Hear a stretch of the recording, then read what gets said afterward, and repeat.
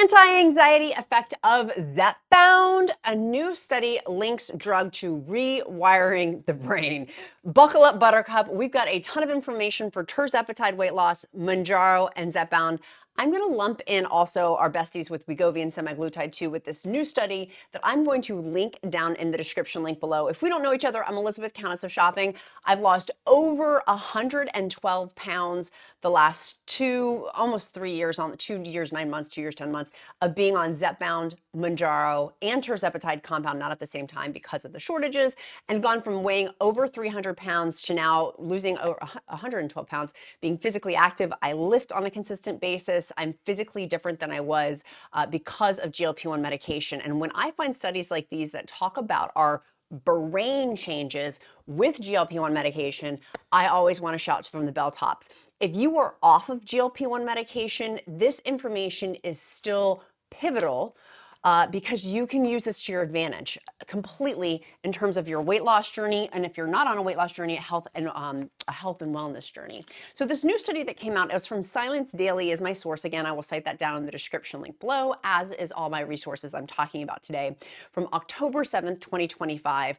And the study goes through from Scripps Research Institute, and it's talking about alcohol addiction, but in the study they reference how this could be applicable to other addictions. Now, I don't know about you, but weighing over 300 pounds, there was clearly with food and being that morbidly obese, an unhealthy perspective with food, and some correlations I could relate to some of what was talking about in this particular study. And so with this, I'm pulling from, it was for an alcohol study, but I'm pulling it because of the brain relationship, the brain patterns that can happen with alcohol addiction that can, when one weighs, that has a very distorted perspective with food. And I know many of you can relate. Now, if you're on GLP-1 medication like Zepbound, Tirzepatide, semaglutide for, to lose 10 pounds, this very well may not be applicable for you. The brain information is still very interesting though. So the addiction is talking about, addiction often isn't about chasing pleasure. It's about escaping pain. And researchers at Scripps Research discovered a tiny brain region. So we've got this brain region in our brains called the periventricular nucleus of the thalamus, PVT. So we're going to start talking about the PVT part of our brain.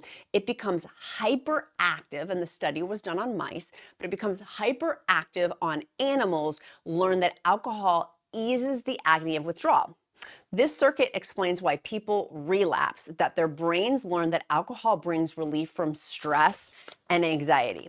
So taking this study from alcohol and applying it towards food, which I very much could relate to. For me, it was this loop. This is what that is. It was a loop, night after night after night. I'm not going to binge eat when my kid goes to bed. And if some of you know me and we haven't seen each other in a while, I used to be the Countess of Shopping. I had lost a ton of weight from low carb and keto. I gained it all back and then some through COVID. It was very shameful, and I felt very badly about that. It was a yucky, dark time period for me. And so I can understand this loop continuously of stress and anxiety, of night after night of, I'm not going to do this behavior, I'm not going to eat this food, and then I would, and I'm not, and I would. And I could not, it just kept going. Day after day, week after week, month after month, until I had ballooned up to weighing over 300 pounds. And it was awful. Like, it was such an awful period, which led to stress and anxiety of getting caught in this circular loop. Anybody relate to this? Am I the only one that could relate to this? So as a result of taking GLP-1 medication, it broke down that food noise and broke that cycle. It stopped that cycle immediately with being caught in that loop, this horrific loop that happens with stress and anxiety. And so going through the study, it's talking about that our brain's not necessarily about being for the alcohol addiction component of it. It's talking about the stress and anxiety of which pulling back from stopping the alcohol. What happens to our brain when someone who drinks too much alcohol stops that? I can equate that in my brain. I am sure it's the same. And in this study, they're talking about the linkage between other types of disorders with that. And so I very much can relate to that of being caught in this loop. And so engaging in continuous, it's talking about alcohol use, but engaging in overeating usage, even when it damages your health, damages relationships, and even your well-being. It's horrible to admit that. Like looking back 2 years, 9 months ago, 2 years, 10 months ago, in January, it'll be like my 3-year anniversary of being on GLP-1 medication. But the Scripps research talks about this really important clue. It's a small midline brain region. It's playing a key role in how animals continue to drinking to avoid the stress of withdrawal. It's a stress and a misery of withdrawal of how badly you feel when you're not engaging in that behavior. And that's what happens when, for example, every single time I would say, I'm going to stop this behavior, and I would continue on because of the stress and anxiety of stopping. Does that make sense? Of, oh, I got to go eat vegetables and fruits, and I'm going to be on a calorie deficit. How am I going to handle eating less when I don't even feel like I'm restraining myself to eat like 3,000, 4,000 calories? That's me restraining myself. How am I possibly going to go into a calorie deficit? That stress and anxiety in my brain, that is like on this, like the brain basis of this, not just even like in a conscious level, it's the unconscious level of that too. So it's going over, and it talks in this study from Biological Psychiatry, Global Open Science in August 5th, 2025. The Scripps team zeroed in on that PVT, and it was rats, not mice, excuse me.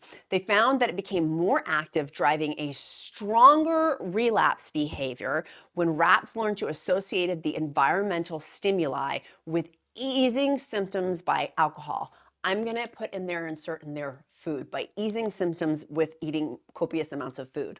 By illuminating this brain pathway, the research shed lights on one of the most stubborn features of addiction, that it's not, it says drinking for pleasure, but I'm going to insert in there eating for pleasure. It's not inserting eating for pleasure, but to escape the pain that could lead to new treatments for substance use disorders and other maladaptive behaviors, including anxiety. So it goes back to that anxiety and stress. And for me, describing people what happened when I started taking Zepbound, Mounjaro, Tirzepatide, and probably if you're on semaglutide and Wegovy, I'm going to loop you into this too. When the food noise went down for me and silenced that stress and anxiety loop, this horrific loop that I had had since, quite frankly, elementary school when I was put on my first diet, silencing that and then breaking the cycle, that's when the magic started to happen. That was the magic sauce. And that's what I want to talk about today, of how we can utilize this. There's more in that study, which I'm going to come back to as well, but I want to get into some of our solution-oriented skill set that we can start applying.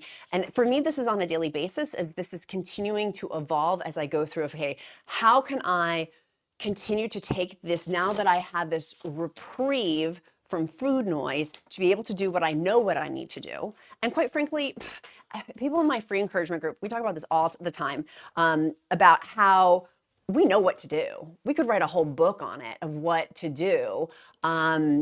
It's just the application of it now. And so that's one of the big things that, and if you're not in my free encouragement group, make sure you sign up. It's linked down below.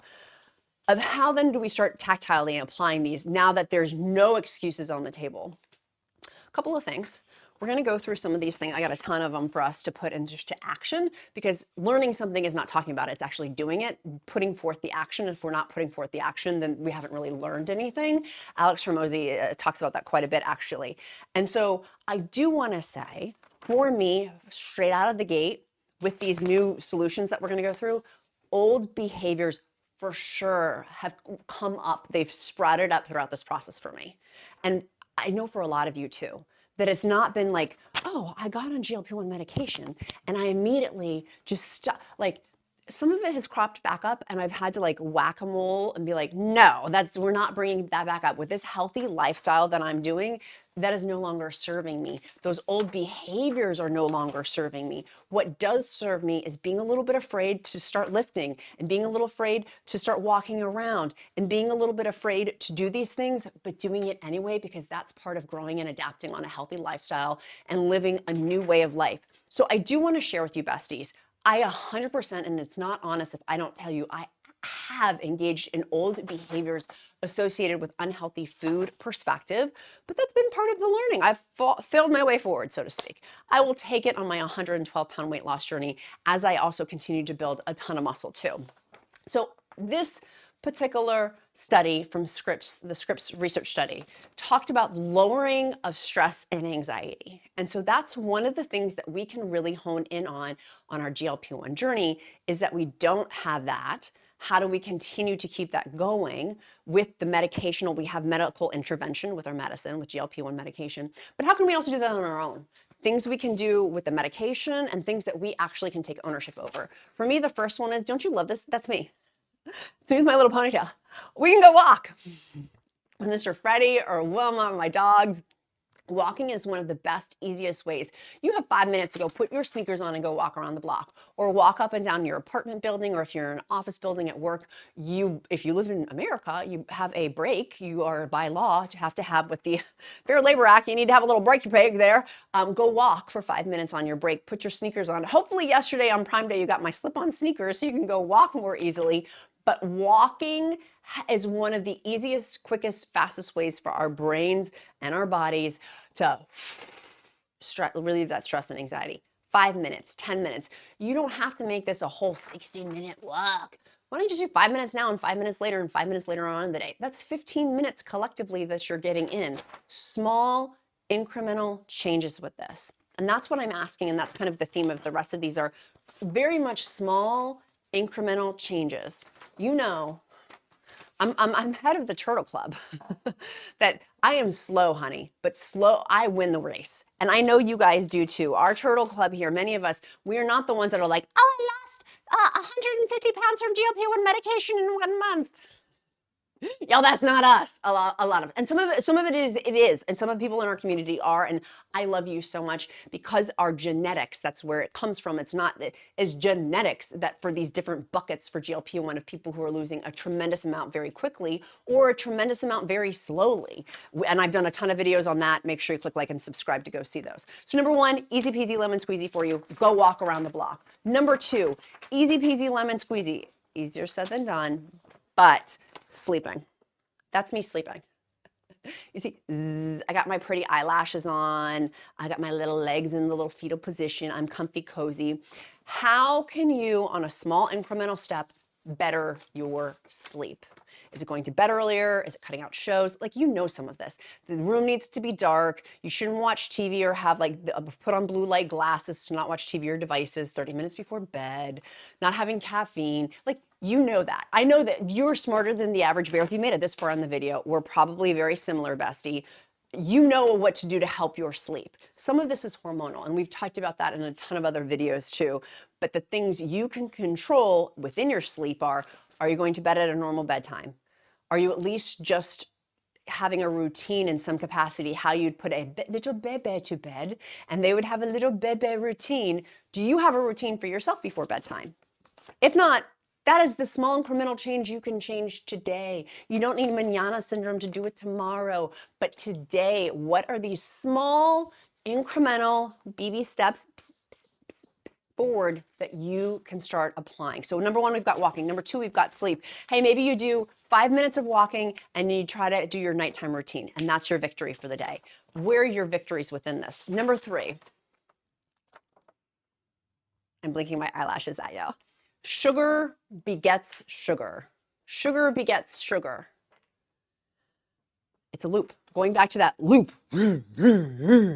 More sugar, more sugar, more sugar, more sugar. It begets it's a compounding effect of having more sugar. And when I stopped engaging in having a ton of sugar, guess what? That sugar drawing to lessened. And now I don't really want sweet things. I know part of that is because of the GLP-1 medication has silenced a bunch of that, but I also know it's because of some of my behavioral changes. Now, if you are not on a GLP-1 medication and you know that sugar begets sugar, I want you to pull out your little schedule, pull out your little Google Calendar, your planner, and I want you to figure out when is a good time to have withdrawals with sugar. You know you're going to be snarly barley and not so pleasant to be around if you have been engaging in sugar, particularly with Halloween coming up, right? Halloween's coming up. You know what happens at Halloween? A ton of sugar. That's why the next day on November 1st, our kids have like sugar hangovers. It does not feel great to have copious amounts of sugar. And so I would encourage you to figure out on your schedule when you're going to start weaning yourself down. Or just having it cold turkey within that too, of just not engaging it. If you maybe have in your desk sugar things, get rid of it. I noticed for me, I'll use myself for prime examples, old behaviors cropping up of where I have learned, and this has been the cool part about being on a GLP-1 journey, that's a new behavior, not an old behavior, is I've learned I can have a little bit of sugar and that's okay. It's okay. Tonight I'm going to go out on a hot date to celebrate with my hot husband our Prime Day victory. Thank you, by the way. If you supported us in any way here at this channel, Countess of Shopping, for Prime Day, I appreciate you from my bows to my toes, the Count and I, and the Duke too. We all give you we very much appreciate you. It was our #1 best Prime Day. So thank you. That we've had in the last 8 years of me being a creator. I appreciate you so much. So with that, we're going to go celebrate tonight at a restaurant. I don't think I'm going to have dessert, but I might. Or I may have, and I'm more of like an appetizer kind of gal than dessert. But if I do, I'm not going to eat the whole plate of whatever it is. I can allow myself to have a little portion.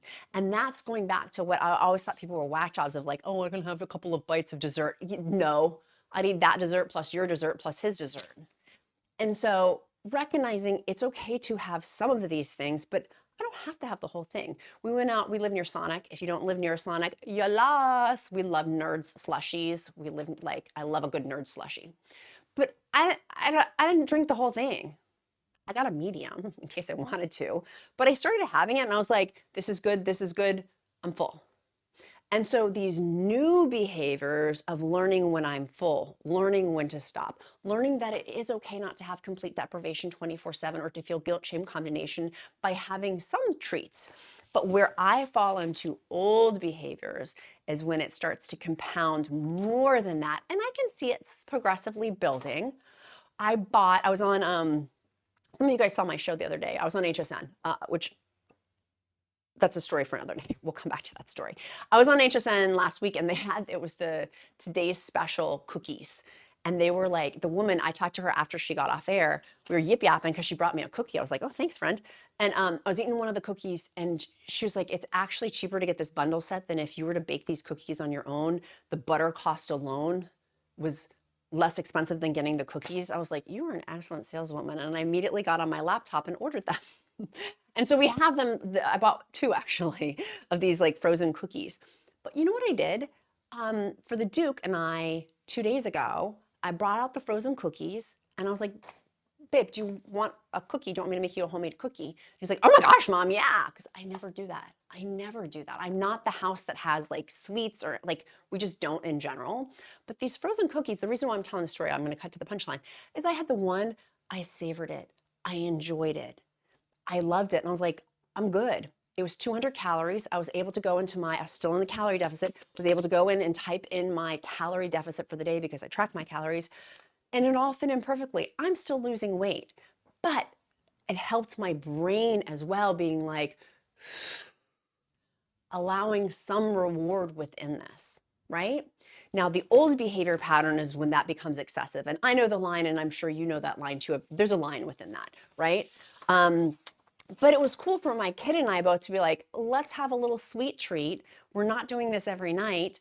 I factored it into my calories. I'm like, this is where new habits, new lifestyles start. This is where the game gets changed. And this is where I get excited because it's building new neural pathways. Like our brain, it has trees coming out of it, and then there's branches off of those trees. It's making these new branches off of my brain with these new habits. Now, when I engage in old habits, the bad news of that is it's making branches of the tree in my brain to those old habits that I don't want, those old behaviors that I don't want.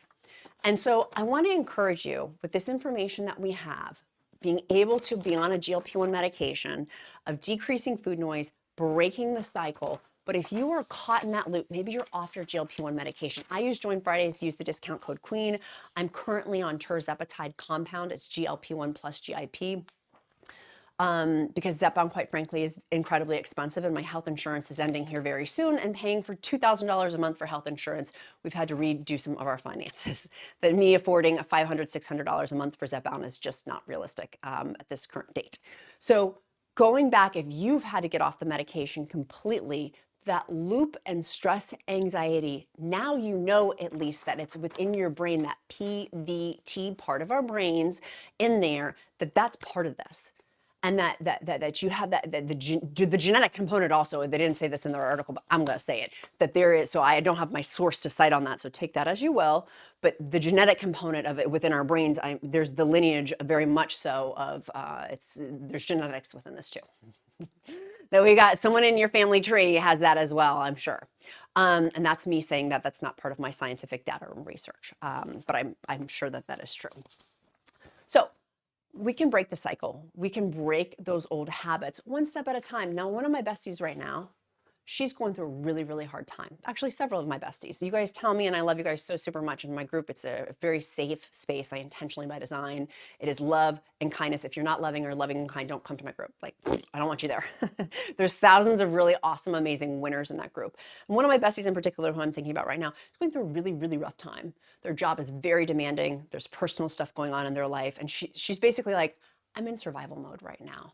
And so I want to encourage you, if you're in survival mode right now of trying to push with this, lean into what you have with the medication of what it's giving you, of helping that, but maybe coasting on autopilot of having these small victories of, today I'm simply going to walk 5 minutes today, and that's going to be my victory.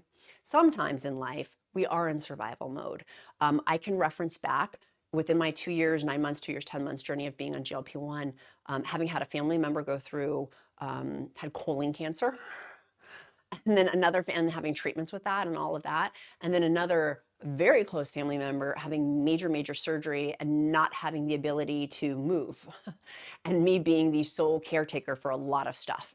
And I didn't share too much about that here, but that was what was going on behind the scenes. And that for me was being in survival mode. So I get it. When people are like, I'm in survival mode, I'm like, been there, done that, got the t-shirt. I do know that things change, it will pass. But while you're waiting for it to pass, good news, if things are going well, it's going to pass. If things are going badly, it's going to pass. Either way, it's going to pass, or will pass. if we're breathing, it's going to pass. Like, it's going to evolve forward. And so with that, where could the small victories be? Because I believe in you. I believe that you can figure out, even within this bestie who I'm talking to, who's having a really tough time and in survival mode, you can do a 5-minute walk today.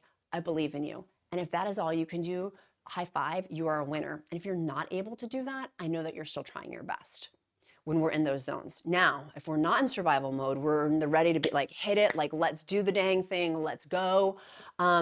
I want you to hit it. Let's do the dang thing. Let's go. Then you can do more of these. Instead of doing baby steps, you can do strides, honey. We can stride. So you pick what lane you want to be in. You pick how you want this journey to go.